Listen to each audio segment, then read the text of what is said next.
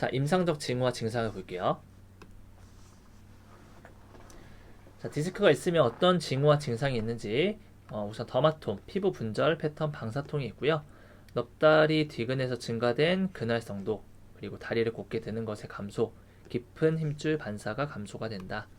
이 다리를 곧게 드는 것, 이것은 우리가 SLR 테스트라고 얘기를 많이 하죠. 스트레이트 레그 레이즈의 약자죠. 누워서 발등 완전히 바짝 세운 상태에서 이렇게 올리는 거. 일반적으로는 이렇게 하는 걸 일반적인 SLR 테스트라고 얘기를 하고요. 그리고 딥텐더 리플렉스도 감소가 된다고 합니다. 자, 뒤쪽 또는 뒤 가쪽 돌출이 가장 흔합니다. 그리고 이런 병변이 있을 시에는 신경뿌리 주변 또는 경막 또는 뒤세로 인대가 압박이 될 수가 있고요.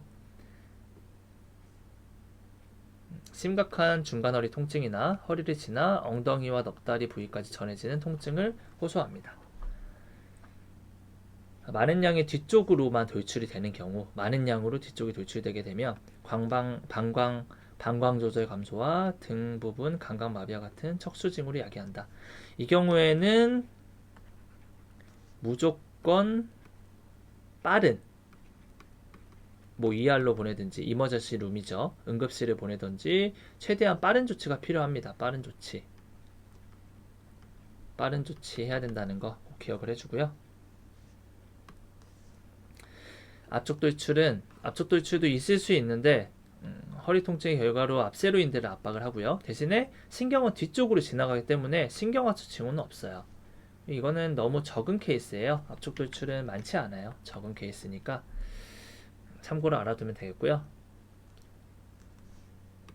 허리 디스크가 어디서 가장 많이 일어납니까? 라고 누가 물어본다면 허리 4, 5번이랑요.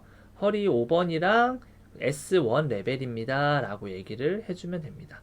가장 많이 일어나는 부위는 L5, 4 or L5에서 S1 요 사이 두 개가 가장 많이 일어나는 디스크가 가장 많이 일어나는 분절이다 라는 거, 이건 배경 지식으로 꼭 알아두고요. 자, 지금 이제 여기서 중요한 거 우리 국시용으로 얘기를 하자면 요 두 개가 굉장히 중요해요. 초기 증상이 허리에서 시작하는데 점점 돌출이 심해지면 증상이 말초 부위로 내려갑니다. 이런 걸 말초화 현상이라고 하고요. 반대가 되는 경우도 있어요. 말초에 있던 증상이 허리 중심으로 이동이 되면 이게 증상이 호전되었다는 거거든요. 그렇게 되면 말초에서 중심으로 이동했기 때문에 중추화 현상이라는 얘기를 우리가 해요. 그래서 이거에 대한 그 그림으로 딱 표현을 할 수 있는 게 이 모습입니다. 자, 문제 1번, 2번, 3번, 4번, 5번이 있어요. 문제가 나왔어요.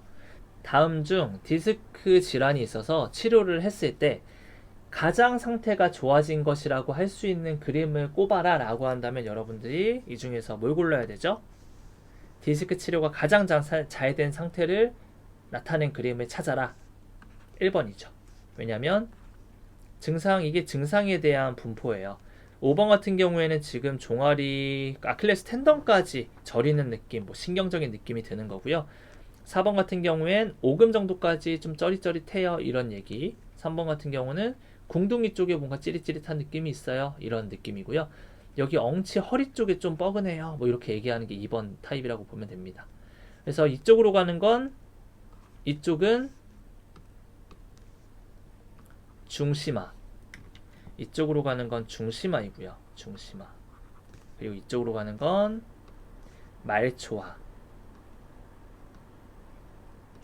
중심화와 말초화. 그림을 그냥 이렇게 딱 나타내면 끝이에요. 중심화와 말초화는. 근데 이것이 의미하는 것이 뭔지를 정확하게 알고 있어야겠죠? 증상이 왼쪽에서 오른쪽으로 가면 말초화다. 증상이 즉 악화된다. 그리고 오른쪽에서 왼쪽으로 가면 중추화이고 이건 증상이 호전되는 사인이다.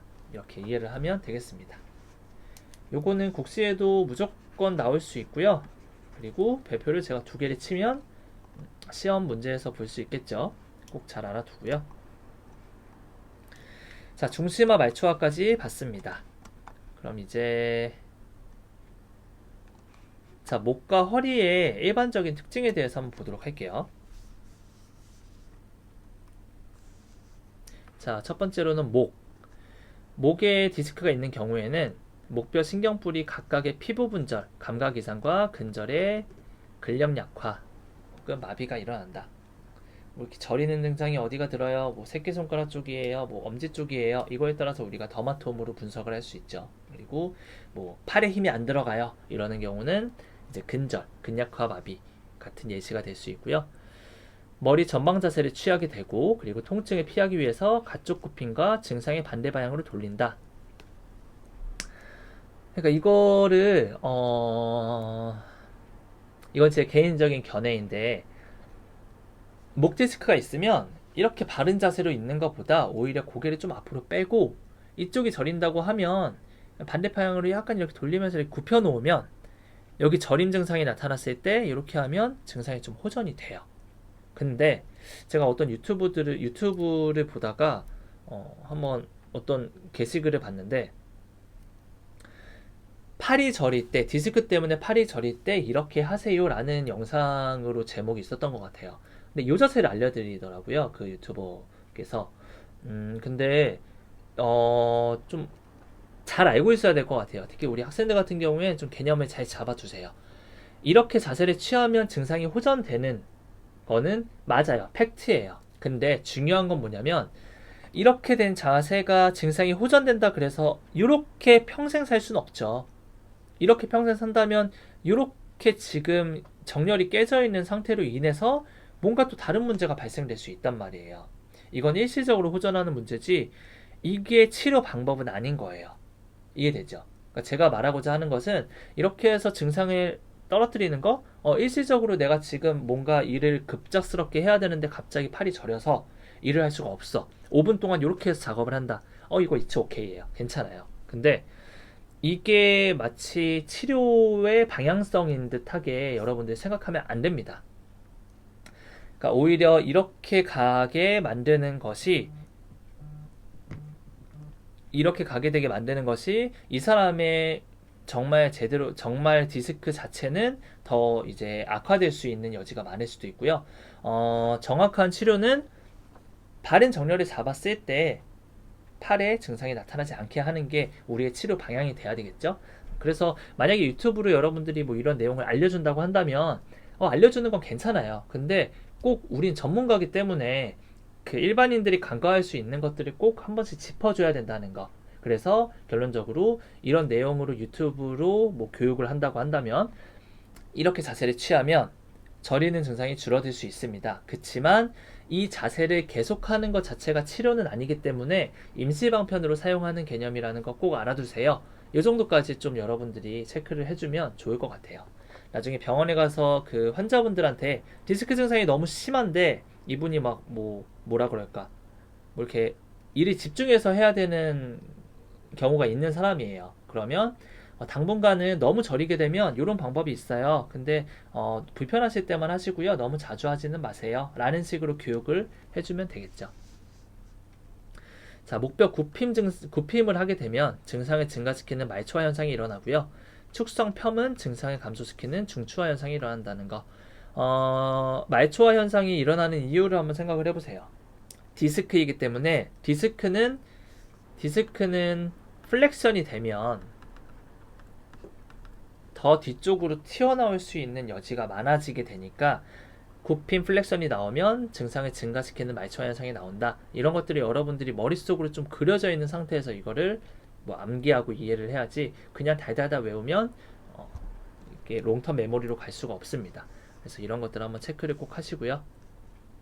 팔신경 얼기의 신경 긴장으로 인해서 신경 가동성이 제한이 되고요. 그리고 견인 치료를 하게 되면 증상이 완화되고 돌출이 심한 경우에는 목신경 병증으로 인해 보행 이상이나 위운동 신경원 손상, 다리 근력 약화, 감각 이상 등이 나타날 수 있습니다. 이제 허리도 비슷비슷할 텐데 조금 허리에 특징적인 것들도 있어요. 한번 봅시다. 허리에 디스크가 있는 경우엔 걷는 것이 증상을 완화시켜요. 앉는 것보다 서거나 걷는 거. 왜냐하면 앉게 되면 아무래도 어쨌든 디스크는 원칙으로 생각하면 돼요. 플렉션이 되면 좋지 않다 디스크에는 이렇게 생각을 해도 되는데 플렉션이 되게 되면은 디스크가 뒤로 튀어나오면서 신경을 압박할 수가 있기 때문에 상대적으로 앉아있는 시팅보다는 서고 걷는 거 스탠딩이나 걸을 때는 룸바 로도시스가 자연스럽게 나오게 되잖아요. 그러면 결국 로도시스가 나온다는 것은 룸바가 익스텐션이 약간 만들어진다는 것이기 때문에 서고 걷게 되는 게 디스크가 튀어나오지 않게 만드는 자세이다. 그러니까 서고 걷는 것이다 라고 생각을 하면 되겠습니다.